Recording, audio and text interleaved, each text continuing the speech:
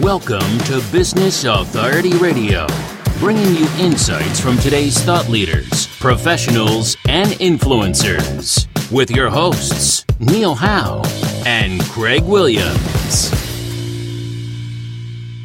Hello and welcome to the show. This is your host, Neil Howe, and today my special guest is Selwyn Whitehead. She is an attorney from the San Francisco Bay Area. She is a bankruptcy and tax attorney whose practice focuses on helping her clients manage their wealth through effective estate and tax planning and or manage their debt through debt restructuring or bankruptcy. And Selwyn also helps her clients facing foreclosure and represents clients with emotionally and financially taxing issues before the Franchise Tax Board, the IRS, and the U.S. Tax Court. Welcome to the show, Selwyn. Well, thanks so much for inviting me. I look forward to discussing these issues with you and sharing it with your audience. Well, they are some very important issues that they're problems that people have, unfortunately, many times dealing with the IRS, but we're glad that somebody like yourself is available there to help us. So tell us a little bit about the law offices of Selwyn Whitehead and how exactly you're helping your clients. Well, I'd say 90+% of my practice is in bankruptcy. And although bankruptcy has slowed down a bit after we reached the peak of all those folks who were trying to deal with foreclosures after the housing crisis, 2008, 2009, and the like, because I focus on small businesses, doing small business or individual Chapter 11s or consumers who are trying to save their real property, I've kind of been able to navigate through the slowdown in bankruptcy in order to reach out to a kind of client that I think constantly is looking for legal help. And that is to say, and it has to do with the fact that small business in America mostly fail. And I don't think people realize that. They mostly fail because if you started a business today, based on looking at historical data, if you start a business today, you and your cohort, only 30% of you will be around 10 years from now. So that means that you're going to have some peaks and valleys in your business, and you need to at least contemplate filing for bankruptcy, in addition to having in place tools that can help you manage the business if you're going to make it through and be part of that 30% that survives. So I try to focus on those kinds of clients. So, and they seem to gravitate to me. Those are sole proprietors, subchapter S corporations, closely held C corporations, partnerships, and individuals who have medium wealth, who have a financial setback, a divorce, an unprepared for medical emergency that swallows up a large amount of their resources, and I try to help them sort through that and come out the other side of a bankruptcy with at least some assets to go forward with or something to leave to their children in the case of estate planning. Mm. Yeah, the small business owners who you deal with mainly, it seems like, are the backbone of, the whole American system here.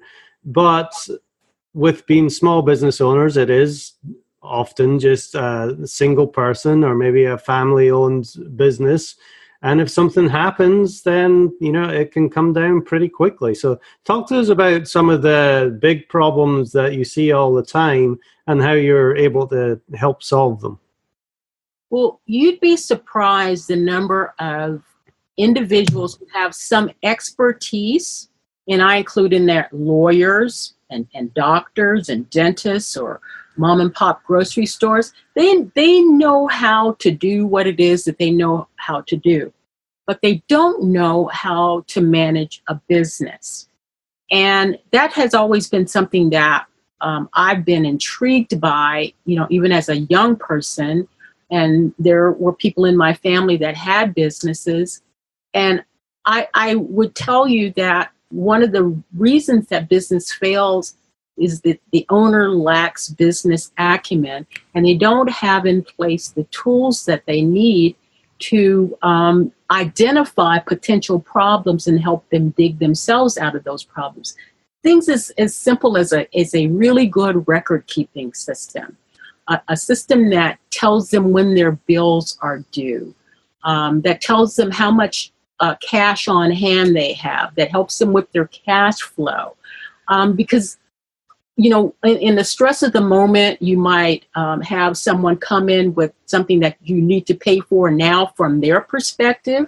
But if you only have enough cash flow to pay what it is to keep your business going, you need to have that discipline to say, well, I might like to have this additional new piece of merchandise, or I might like to buy this thing, but if I'm not going to be able to pay my bills, my creditors are going to come after me and make me become insolvent.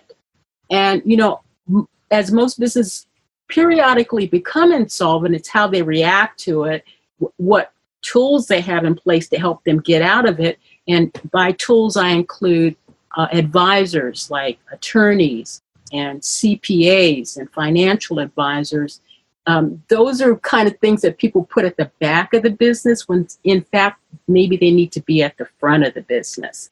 So if you're a medium-sized business or a large business, you have on staff the legal department, an accounting department with, some of the, best CPAs and or tax advisors at your beck and call. But if you're a small business person, sometimes you say, well, I don't really need that. I need to buy, inventory.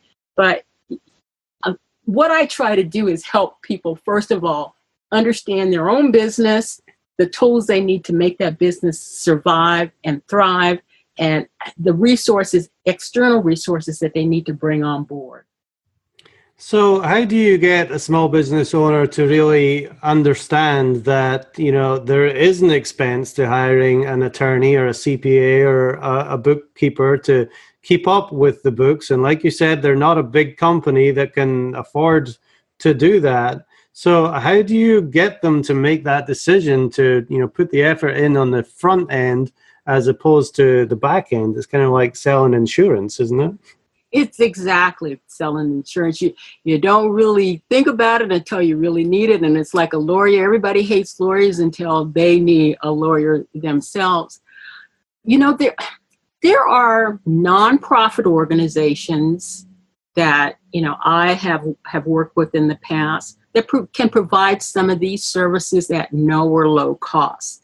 And this is one of the reasons why I do my radio show. My radio show helps people on the front end.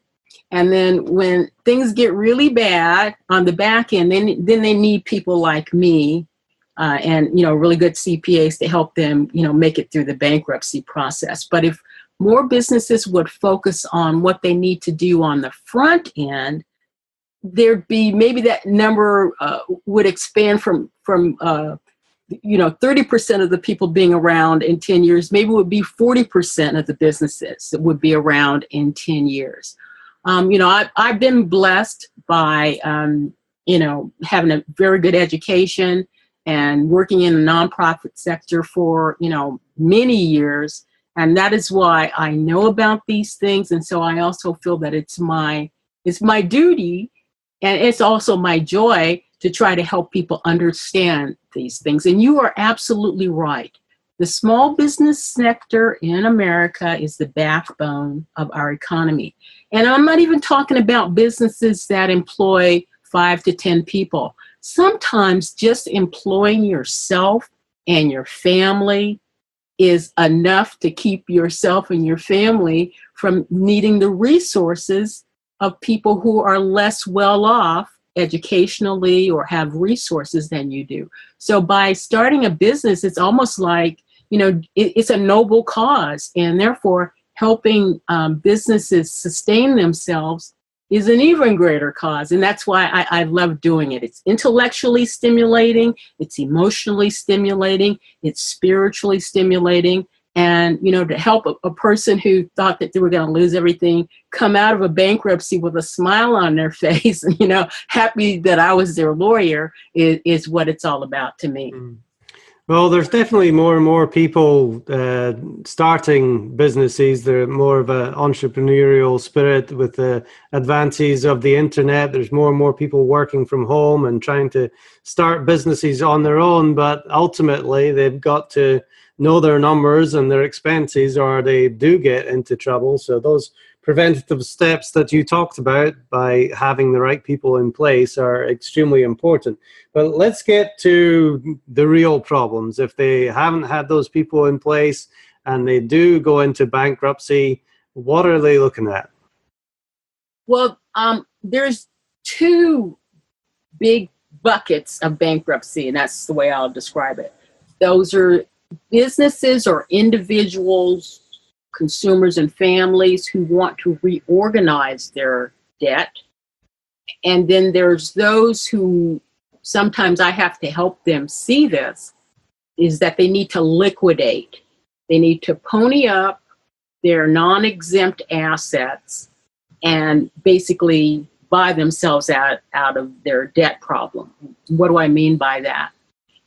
Chapter 7 is what businesses and individuals file to liquidate their debt. So by liquidating, I might have a house with some excess equity. Well, each jurisdiction has the amount of exemption, the amount of equity in a house that an individual can keep. And so excess might mean that a Chapter 7 trustee would sell the house, give them their exempt amount, and use what's left over to pay their unsecured creditors. Secured creditors are highest on the priority list. They get their collateral back, be it the house or the car that you have debt on. And then there's priority debt. That would be domestic support obligations, alimony, child support, some fresh taxes, and I put fresh in quotation marks. And then there's this kind of food chain through which a trustee in the court would distribute those assets and leading down to unsecured creditors. Those are creditors who just, you signed your name on a credit card contract and you didn't pony up any collateral in exchange. So what happens is the exemptions are a great part of a Chapter 7. You can exempt part of your house. You can exempt most of your household goods, furniture, and fixtures. You can exempt some amount of a car, an automobile, so you can continue to have the ability to go to work. And then all of your debt that's not taken care of out of your non-exempt assets, it's forgiven. It goes away. And so that's what a liquidation is.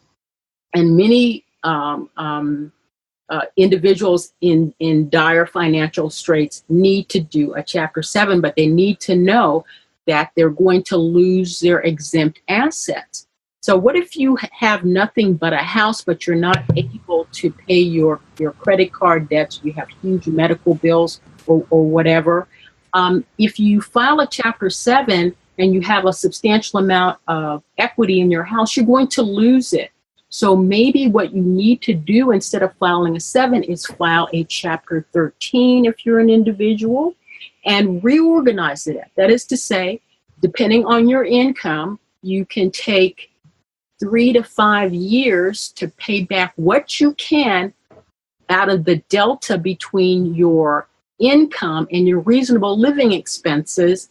And then at the end of a 3 to 5 year period, what you have not been able to pay back, that's forgiven. So you get to keep your house and you get rid of your unsecured debt and you get a fresh start. That's what you want in both kinds of bankruptcy. So in addition, businesses, small businesses, in addition to a 13, if you have small enough number of creditors, there's a individual Chapter 11. A Chapter 11 is a business reorganization that major corporations use, but also individuals can use it. And it's similar to at 13, but it has very harsh hurdles that one must muster. The United States government is involved as a interested party through the Office of the United States Trustee. All of your creditors have a say, and they actually vote on whether or not your plan of reorganization works for them. So it's a consensual reorganization, a consensual agreement between the parties in the case, and it's supervised by a bankruptcy judge. So it's the most complicated and sophisticated way to deal with things, but sometimes it's the only one that a small business can have access to because there's limits on what the other kinds of bankruptcies that the individual might be able to file. Only individuals, sole proprietorships can file Chapter 13. Just about any kind of business other than a governmental agency can file a Chapter 11. Chapter 11 reorganization is very specialized. There's lots of hurdles. It's very hard.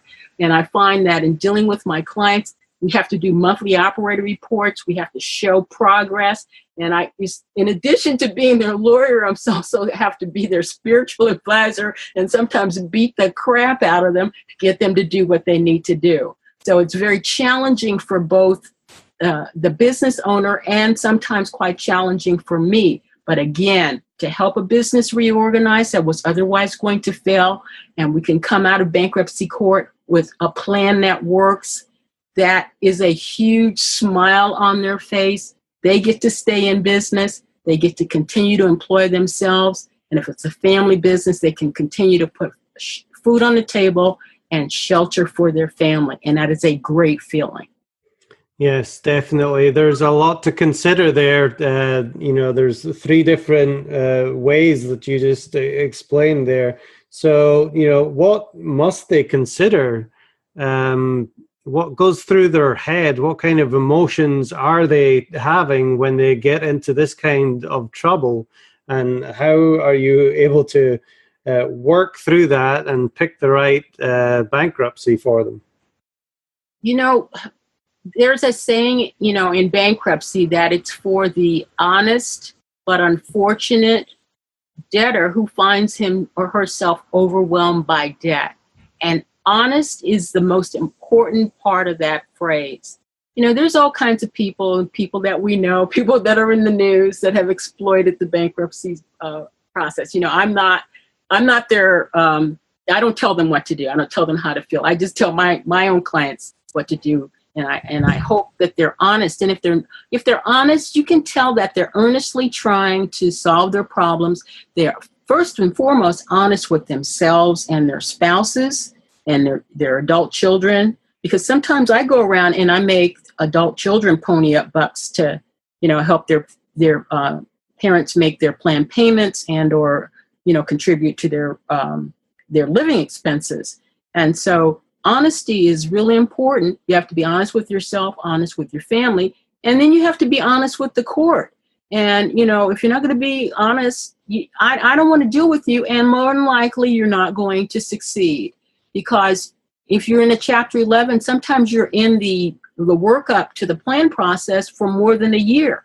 And so the court's going to see whether or not you produce your monthly operating reports on time. How accurate are your monthly operating reports? Because again, there's your creditors are going to be looking at them. The Department of Justice through the Office of the U.S. Trustee is going to be looking at them. So people who try to game the system, they're ultimately going to fail. And you know what? Not being honest and truthful in a bankruptcy is a crime. There are people that go to jail for putting forth falsified information or lacking in candor. So if you're honest with yourself about your own financial situation, it's a really good start to either liquidate and move on or reorganize, grow your viable business, get out of bankruptcy and get on with it. Now, that brings up a very interesting point because you're talking about being honest with yourself, but isn't that the way that some of these businesses got into trouble in the first place, that they weren't honest with themselves in what they were doing and what they could actually handle. There is a certain shame associated with bankruptcy, that it means that you have failed in some way. So how do you get around that to, say you have to step out and be honest, this isn't working, be honest with yourself and take the steps to make things right? Well, you just answered your own question, in effect. You're delusional and you can't pay your bills. And not only that, everybody's suing you. And, your house is on the line, and your wife or your husband's talking about a divorce because you siphoned off all of the wealth that, we bought into this union, and we don't have anything to send our kids to college. So you're in a bad situation. So you're either going to dig yourself deeper if you keep on deluding yourself and your family, and you're going to hurt a lot of people.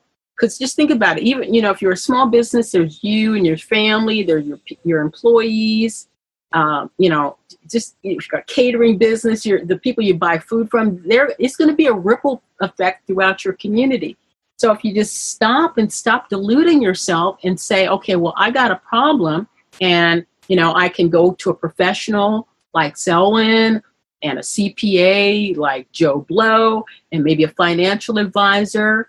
And sometimes I send people to their pastors, to, have a come to Jesus moment.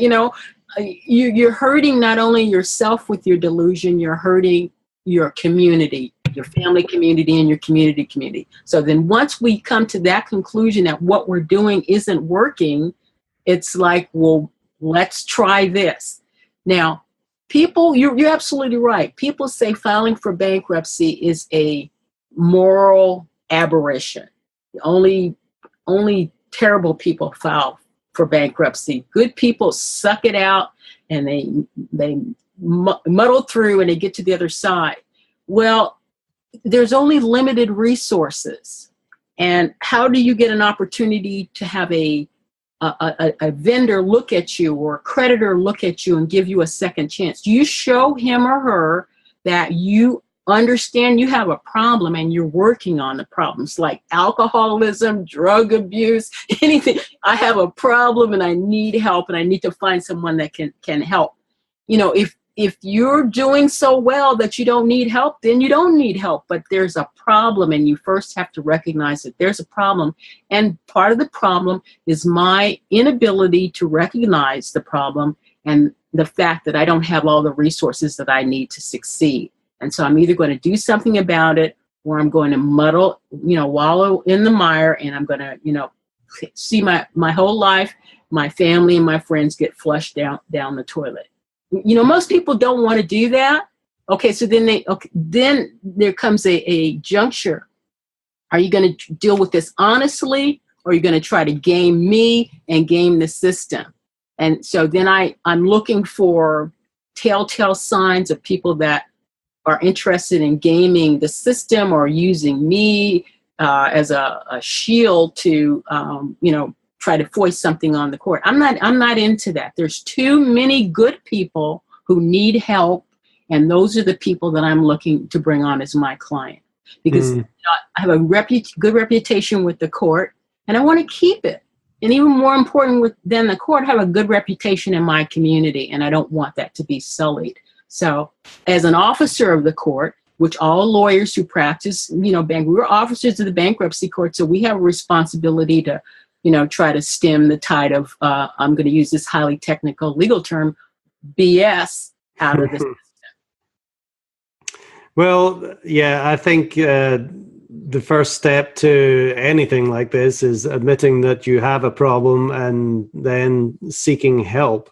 So speaking of help, give us an example of somebody that you have helped. What kind of state were they in their business? How were you able to come in and intervene and ultimately help solve their problem for them? Well, the one that comes to mind was a very successful person who worked for government, And this person had done all the right things. Instead of just spending her cash flow, on clothes and chasing men, she bought real estate and she diversified. She bought real estate in the Midwest and down south and out on the West Coast. And then, as you recall, we had an economic downturn. So while her job was stable, her tenants, some of them lost their jobs, and so they were not able to make the rental payments. So what we did was we came in and we did a reorganization, and it was a small Chapter 11 reorganization where we looked at all of the properties that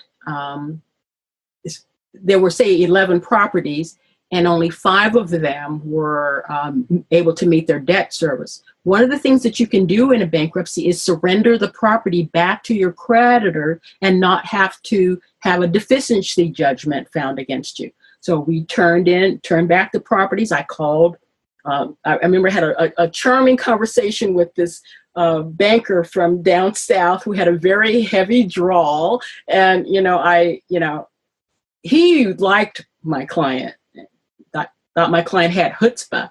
And so he was more than happy to not only take, our offer to surrender the property, but then he also asked me to recommend a lawyer out here on the West Coast that could represent him. So, it's really gratifying to help your client, but also to have a reputation in the community that you're an honest broker. And it's not that you want to rip off creditors. You don't want to rip off creditors. You don't want to rip off anybody. You just want to be honest. I can't afford this building. Take it back. And yeah, if I can help you find someone to represent you in bankruptcy court to make sure that your rights are protected, that's fine too. So in the end, my client kept her home, kept 5 income producing properties, got rid of 6 that didn't work.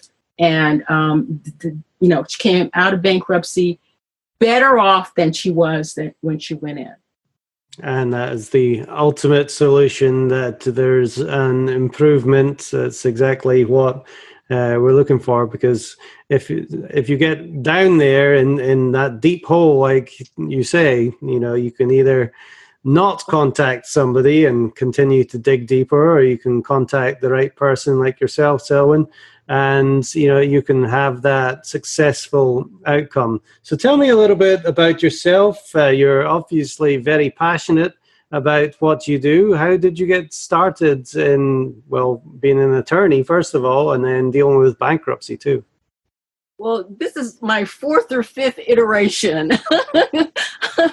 I started off as a housewife, and I mean that. I was married to a professional soldier, and the first 5-6 years of my adult life, I catered to my former spouse and our child, and that was very fulfilling. But I'd always been very good in school, and I excelled in math and science, and I enjoyed literature. And my dad had always wanted me to go to college and be a lawyer, but like most young women, the first time you fall in love, or with me anyway, that you just kind of forget all about that stuff in a sense. But my former spouse was away serving our country, and I had gone back home to be with my dad and my grandparents to give birth to my child. And my dad was kind of pissed off at me a little bit for not going the from point A to point B as he saw it. But after I woke up from having my child, someone was holding my hand, and it was my dad, and he was there in the hospital. And I thought it was my grandma, but it was my dad. And he stayed with me all day. He took off work and stayed with me all day when I woke up, and then he stayed there until I went to sleep. But in the meantime, he talked to me about how important it was for Black women who had something going on to, do what they needed to do in life, to get their education. And he really thought that I would be a great lawyer. And so he made me promise that notwithstanding having this baby who he loved too, he wanted me to figure out a way to go back to school. And so that's what I did. My first job after my child was 6 years old, I went to work, and I was a statistician, and I worked over in NATO. And when we came back to the U.S., I worked as a paralegal, and then I got hired into one of the phone companies, and they trained me to be an engineer. And then I got hired by Motorola and actually implemented the things that I learned. So it's like stepping stones. And I had a couple of businesses of my own, one that was very successful and one that failed. And then I got involved in politics. And then I got involved in the law. I represented consumers, insurance consumers before a couple of national bodies, and gave testimony before Congress and California legislature, and my San Francisco and in Oakland where I live.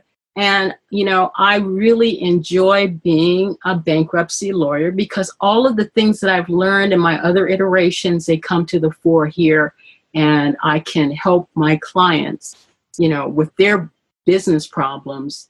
And I use a scientific model the same way I did when I was an engineer. You identify the problems, you look for, things that need to be tweaked, and you look for things that are working well. You enhance the things that are working well. The things that you have problems, you trade in new pieces of equipment to see if that'll work. And if that doesn't work, you come in and you look for another way to make something work. And that's, bankruptcy and engineering, to me, they're not that dissimilar.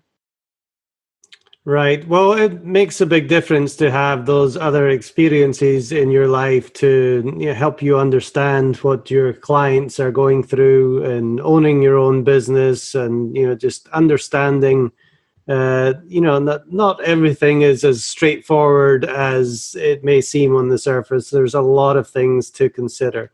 So as far as evaluating a bankruptcy attorney, what are some of the important things to look for or questions to ask if somebody needs a bankruptcy attorney right now? Well, I would want some references, or, my best clients come from people who recommend them to me. And also I get recommendations from entities, nonprofit organizations, because I have worked with and for nonprofits. So you want to make sure that the attorney knows what he or she is doing. And one of the things that I did after I practiced bankruptcy for a few years, I actually went back to school, and I have a couple of other degrees, and I have a specialty recognition by the California Bar Association. So I have an LLM, that's a master's degree in tax law, and an LLM in intellectual property law. And I have a bankruptcy specialization designation. So, it's not, say somebody has been doing bankruptcy for 30 or 40 years and they don't have additional education, maybe they know all the ins and outs. But I just think a person who shows a love for knowledge and is willing to extend herself to go back to take some more law school and pass another bar exam or two, that shows that they're committed to the area.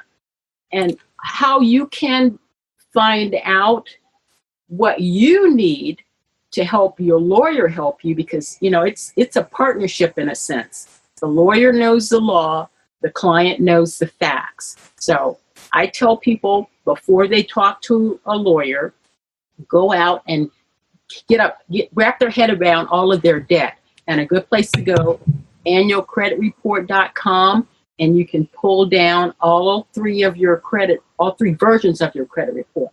The Federal Trade Commission sued the big data information collection organizations. And so now once a year, every consumer can go out and get a copy of all three of her credit reports. Then that way you'll know what your debts are, what you owe, how much you owe. Then you have to think about what would really be the most helpful to me. what are my goals in filing for bankruptcy if that's what I have to do? Is my goal to salvage as much as I can of my non-exempt assets after a liquidation? Or is my goal to reorganize my business so I can continue to employ myself and my family and my handful of employees? Then I need a reorganization. But I need to know all of my debt, because that information you have to turn over to the bankruptcy court. So armed with the knowledge of your own financial situation, what your goals are, what your limitations are, what your good points are, then you go talk to, couple, 3 bankruptcy attorneys, and you ask your friends or in family or your colleagues who they have worked with in the past, and then you narrow down your scope, and then you pick somebody and you work with them. Mm-hmm. Well, you're definitely extremely knowledgeable when it comes to this, and going back and get those other master's degrees. The continual education is definitely very important. So if somebody is in the Oakland area and wants to contact you, what's the best way for them to find out about Selwyn Whitehead and the law offices of Selwyn Whitehead? Well, I have a website, selwynwhitehead.com, and that's how you find it, selwynwhitehead.com. You can also reach me at area code 510-632-7444, or you can email me, selwynwhitehead@yahoo.com. But there's also a way for you to email me on my website. And I love hard situations, but hard situations with honest debtors. That's the most stimulating. Definitely. Well, Selwyn, it's been a pleasure talking with you today. Lots of great information for our audience there. Thanks very much for being my guest today on Business Authority Radio. Well, Neil, thanks so much for having me. And to our listening audience, if you like what you hear, hit that like button and share, and we'll see you next time on the show. You've been listening to Business Authority Radio with Neil Howe and Greg Williams. To learn more about the resources mentioned in today's show, or to listen to past episodes, visit businessauthorityradio.com.